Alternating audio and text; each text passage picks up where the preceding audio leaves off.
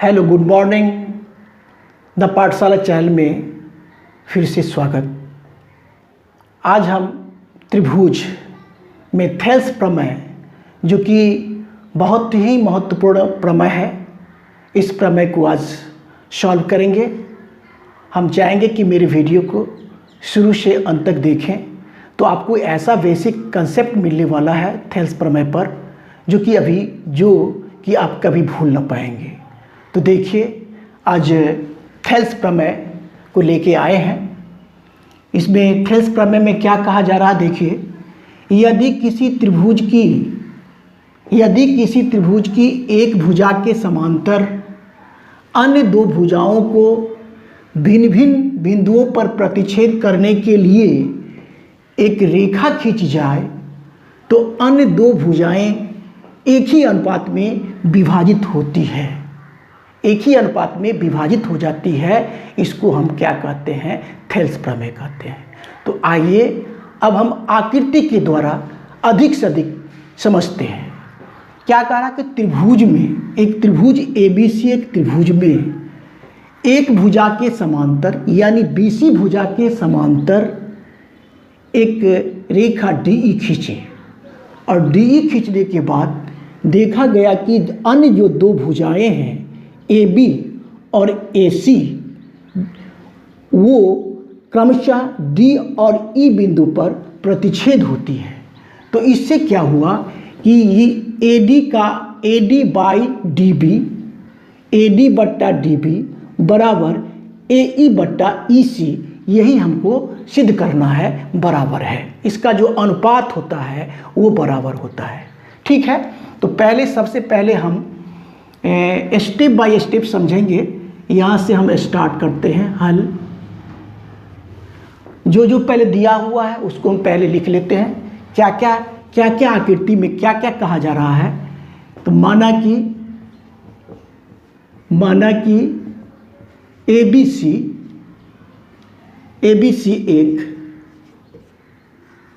एक त्रिभुज है। ABC एक क्या है? एक त्रिभुज है। ABC एक त्रिभुज है जिसमें BC भुजा के समांतर, किस भुजा के समांतर?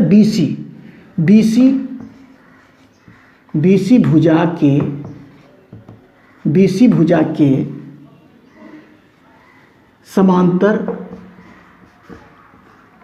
भुजा के समांतर, BC भुजा के समांतर DE रेखा खींची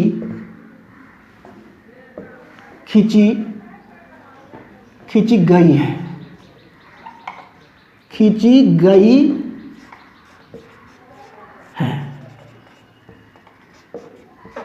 जो भुजाएं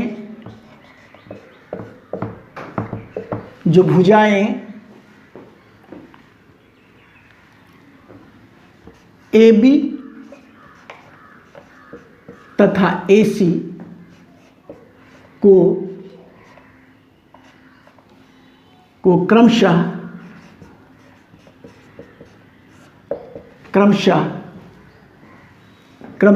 D तथा E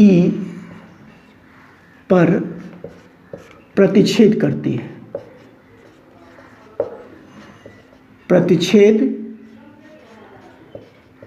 करती है।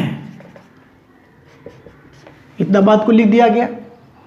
बिल्कुल स्पष्ट है आकृति में कि ABC एक त्रिभुज है जिसमें BC भुजा के समांतर DE रेखा खींची गई है, जो भुजाएं AB और AC को क्रमशः D और E बिंदु पर प्रतिच्छेद करती है। ठीक है, अब यहाँ से लिखते हैं, हमें सिद्ध करना है। क्या सिद्ध करना है? कि इसका अनुपात AD बट्टा DB AD बट्टा DB बराबर AE बट्टा EC।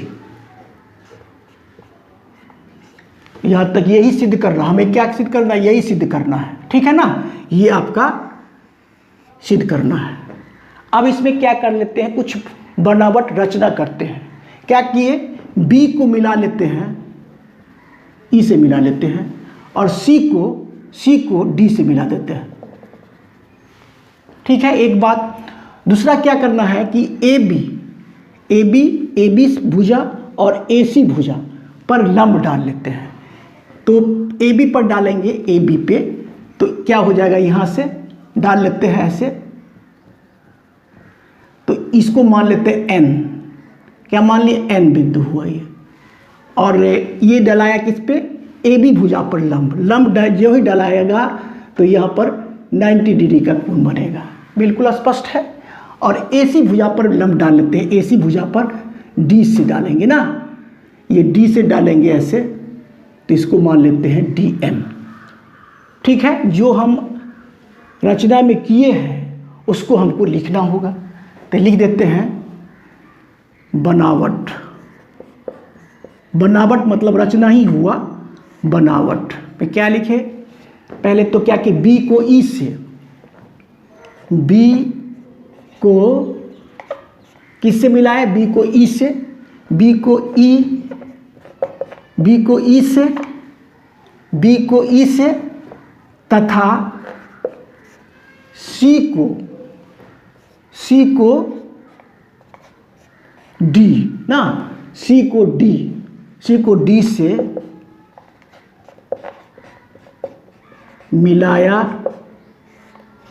गया तथा मिलाया गया, और क्या किए, अब लंब डाले ना, क्या लंब डाले, EM किस पर लंब डाले, AB पे, DM लंब किस पे डाले, AC पे, वही बात को लिख देना। और EN लंब AB पर, कॉमा, और DM लंब किस पे, AC पे, AC पर। यहाँ तक तो हम कर लिए, पूरा आकृति के बारे में जो दिया हुआ था लिख दिए, रचना किए वो भी लिख दिए। अब क्या करना है हमको, प्रमाण कैसे हम सिद्ध करेंगे कि AD बट्टा, कैसे हमको सिद्ध करना है कि AD बट्टा DB बराबर AE बट्टा EC होगा। तो प्रमाण में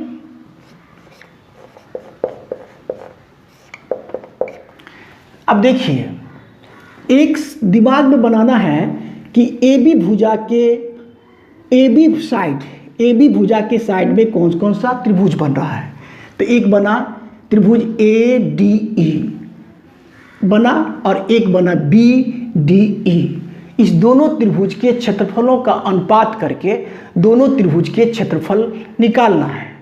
तो त्रिभुज का क्षेत्रफल बराबर क्या होता है, 1/2 गुने आधार गुने ऊंचाई होता है। ये तो बिल्कुल स्पष्ट है। तो अब देखिए क्या करेंगे, प्रमाण में लिखेंगे, चूंकि एरिया ऑफ, दिमाग में बैठा के रखना कि AB साइड की ओर से जो त्रिभुज है उसके बारे में पहले चर्चा करेंगे। तो बनेगा क्या, त्रिभुज ADE, त्रिभुज ADE बट्टा में एरिया ऑफ त्रिभुज किसका, BDE, त्रिभुज ना, त्रिभुज होगा, त्रिभुज BDE बराबर क्या होगा, इसका क्षेत्रफल क्या होगा। इस त्रिभुज का क्षेत्रफल में देखिए, जिस पर लंब डाला जाता है वो होता है आधार, यानी AD आधार हो जाएगा, और जिस पर लंब डाला जाता है तो ये क्या हो जाएगा, आधार। इस त्रिभुज के लिए ADE के लिए आधार हो जाएगा AD, और ऊंचाई क्या होगा, ये EN। तो वही बात को लिखना है। त्रिभुज का क्षेत्रफल बराबर क्या होता है, 1/2 गुना आधार, आधार आ गया AD गुना EN ऊंचाई, EN बट्टा का, फिर अब लेंगे BDE, BDE इस त्रिभुज का, BDE इस त्रिभुज का क्या होगा, 1/2 गुना आधार हो जाएगा, ये क्या हो जाएगा, आधार DB हो जाएगा, इसमें आधार DB गुना ऊंचाई यही होगा EN। यहाँ तक बिल्कुल स्पष्ट है। अब इसमें देखिए कि कौन कौन कट रहा है, तो EN कैंसिल, 1/2 कैंसिल, तो आया क्या, इसीलिए एरिया ऑफ त्रिभुज ADE बाई एरिया ऑफ त्रिभुज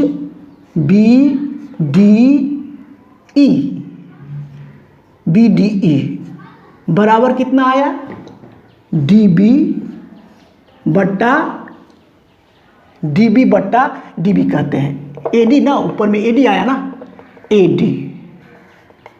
AD बट्टा DB, ये हम समीकरण नंबर 1 मान लिए।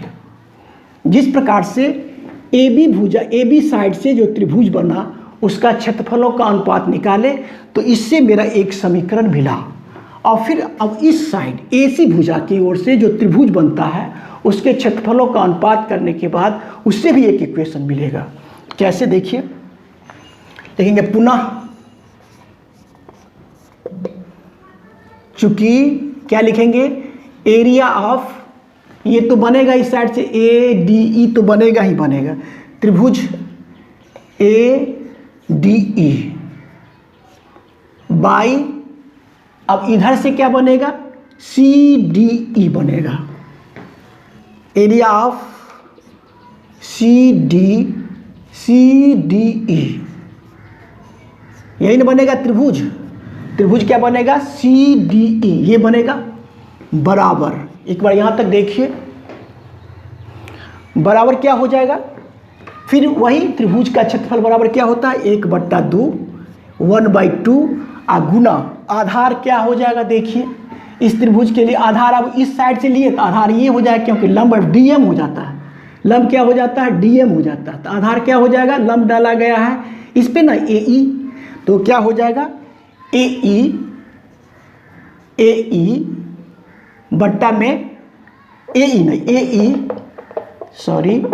AE तो होगा AE आधार गुना ऊंचाई क्या हो जाएगा, DM। सेम वही बात नीचे में भी करना है, 1/2 तो होगा आधार गुने 1/2 गुने आधार क्या हो जाएगा, अब किस त्रिभुज के लिए, CDE के लिए आधार हो जाएगा EC, तो आधार हो गया EC गुने ऊंचाई हो जाएगा आपका DM ही, DM। अब इसमें देखिए कि क्या क्या कट रहा है, तो DM कैंसिल, ठीक है, 1/2 कैंसिल, ठीक है ना, यहाँ तक स्पष्ट है। अब हम क्या कर लेते हैं, थोड़ा स्पेस बना लेते हैं और इस स्पेस में लिखेंगे, इसलिए क्या होगा, area of ADE, area of त्रिभुज ADE बट्टा एरिया ऑफ त्रिभुज CDE, बराबर कट के कितना आया, AE बट्टा EC आया ना, तो लिखेंगे AE बट्टा EC। इसको हम समीकरण नंबर 2 मान लेते हैं। इस साइड से किए, जो त्रिभुज बना उसके त्रिभुज के क्षेत्रफलों का अनुपात निकाल लिए, और इस साइड से जो त्रिभुज बना उसका भी त्रिभुज के क्षेत्रफलों का अनुपात निकाल लिए। अब दोनों समीकरण को चेक करते हैं तो देखते हैं ADE त्रिभुज, यहाँ भी ADE और यहाँ पर आ गया नीचे में CDE, और यहाँ पर आता है इसमें आता है BDE। देखिए समीकरण 1 को चेक किए, देखिए समीकरण 1 2 को चेक करिए पहले, तो ADE, तो ADE 2 में भी है, नीचे में है BDE और नीचे में है CDE। अब देखिए दो त्रिभुज में नीचे का त्रिभुज में अंतर है। अब उस त्रिभुज को खोजना है, कौन सा त्रिभुज है इस। तो पहले क्या है, पहले तो दिया हुआ है BDE यानी BDE, ये त्रिभुज BDE मतलब BDE मतलब कौन सा त्रिभुज, ये वाला त्रिभुज। देखिए गौर से देखिए, ये वाला त्रिभुज। और एक हो जाएगा CDE माने इधर वाला त्रिभुज। दो त्रिभुज हुआ। तो हम 9th क्लास में पढ़े थे कि एक ही आधार और एक ही समांतर रेखा के बीच बने त्रिभुज का क्षेत्रफल बराबर होता है। देखिए एक ही आधार कैसे, देखिए मान लिया जाए ये BC भुजा के समांतर D रेखा खींचा गया है और इसके बीच क्या हुआ कि इस त्रिभुज में देखते हैं BDE में DE और फिर देखते हैं CDE में फिर DE, दोनों के लिए आधार का ये काम कर रहा है और एक ही समांतर रेखा के बीच स्थित दो त्रिभुज है। तो दोनों त्रिभुज का क्षेत्रफल क्या होता है, बराबर होता है। तो वही बात को फिर लिख लेंगे। अब लिखेंगे DE समांतर BC है, DE समांतर BC, इसलिए लिखेंगे क्या यहाँ पे, एरिया ऑफ त्रिभुज BDE, कौन सा, ये त्रिभुज बी जो ऊपर वाला दिए हैं BDE बराबर एरिया ऑफ क्या चीज, CDE त्रिभुज ना, त्रिभुज लिखेंगे त्रिभुज CDE। देखिए यहाँ पर CDE ये बराबर होगा, जो कि समीकरण 3 हो गया आपका। क्यों बराबर होगा, रीजन लिख दीजिए, बिल्कुल स्पष्ट करके लिख दीजिए ब्रैकेट में इसमें स्पष्ट करके लिख देना है। यहाँ पर लिख देते रीजन, क्या लिखेंगे, समान आधार,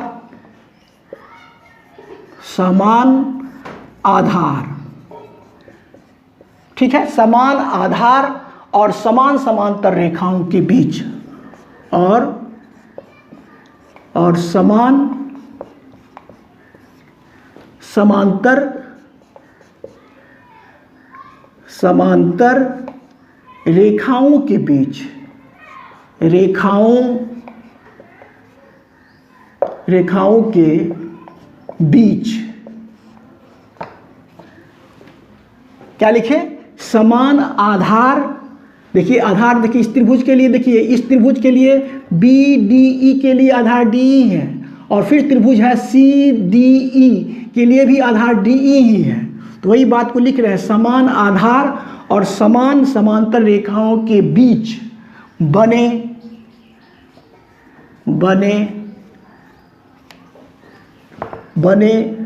त्रिभुजों, ठीक से लिख देते हैं, बने त्रिभुजों,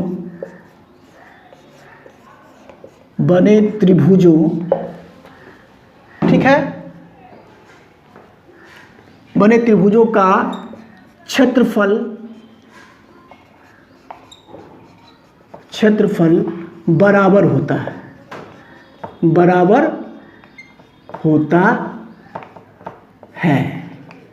यहां तक बिल्कुल स्पष्ट है। एक बार देखिए क्या लिखे, समान आधार। देखिए इस त्रिभुज के लिए BDE के लिए भी आधार DE हो गया और CDE के लिए भी आधार क्या हो गया, यही हो गया। तो वही बात को लिख दिए, समान आधार और समान समांतर रेखाओं के बीच बने त्रिभुजों का क्षेत्रफल बराबर होता है। ये इसको ब्रैकेट से रीजन दे दिया, ब्रैकेट से अब बंद कर लेंगे। यहां तक कोई दिक्कत नहीं, समीकरण 3 हो गया। अब क्या करना है, समीकरण 2 में, कौन सा, समीकरण 2 में, समीकरण 2 में क्या करेंगे, 3 का मान को रख देना है। वही बात करते हैं कि समीकरण 2 में समीकरण 3 का मान रखने पर, समीकरण 2 में समीकरण 3 का मान रखने पर अब क्या करेंगे, थोड़ा ऊपर वाले प्रमेय को मिटा लेते हैं केवल, और इसी बॉक्स में लिख देना है शेष भाग। तो देखिए बिल्कुल आसान तरीका से बार बार अगर रिवाइज करते हैं तो ये प्रमेय बहुत ही महत्वपूर्ण है, परीक्षा में प्रायः पूछे ही जाते हैं और इस पर आधारित बहुत सारा सवाल बनता है। तो समीकरण 2 में, अब समीकरण 2 कहाँ है, देखिए समीकरण 2 ये है। तो हम समीकरण 2 में क्या करेंगे, समीकरण 2 है ना, एरिया ऑफ लिखेंगे त्रिभुज ADE, त्रिभुज ADE बट्टा एरिया ऑफ त्रिभुज CDE है ना, CDE। लेकिन हमको क्या है, एरिया ऑफ CDE बराबर हम लिख सकते हैं BDE, जो कि समीकरण 3 में कहा जा रहा है। तो हम क्या लिख सकते हैं, BDE, त्रिभुज BDE बराबर क्या दिया हुआ है, AE बटे AC, तो दिया ही हुआ है AE बटे AC दिया ही हुआ है। तो ये समीकरण नंबर आपका हो गया 4। अब गौर करने की बात है कि समीकरण 1 को देखिए, समीकरण 1 यहाँ है और समीकरण 4 को देखिए, समीकरण 4 को देखिए, देखते हैं। तो समीकरण 1 में त्रिभुज ADE, यहाँ भी है ADE, यहाँ पर देखते हैं त्रिभुज BDE, यहाँ पर देखते हैं त्रिभुज BDE, दोनों में लेफ्ट साइड का दोनों समान समान मिल रहा है, ठीक है। तो जब दोनों समान समान लेफ्ट का मिल रहा है तो राइट भी बराबर हो जाएगा। तो वही बात को हम लिख देंगे कि समीकरण 1 और कितना से, 4 से, समीकरण 1 और 4 से क्या हो जाएगा, समीकरण 1 के लेफ्ट साइड लिख देंगे पहले AD बट्टा DB, ठीक है। AD बट्टा DB बराबर AD बट्टा DB है ना, AD बट्टा DB। अब बराबर 4 में क्या है, राइट साइड का AE बट्टा EC है, ये EC लिखेंगे, EC AE बट्टा AE, वैसे भी देखिए AE बट्टा EC। और यही हमें सिद्ध करना था, AD बट्टा DB बराबर AE बट्टा EC, यही सिद्ध करना था। तो ये आपका हो गया प्रूव्ड।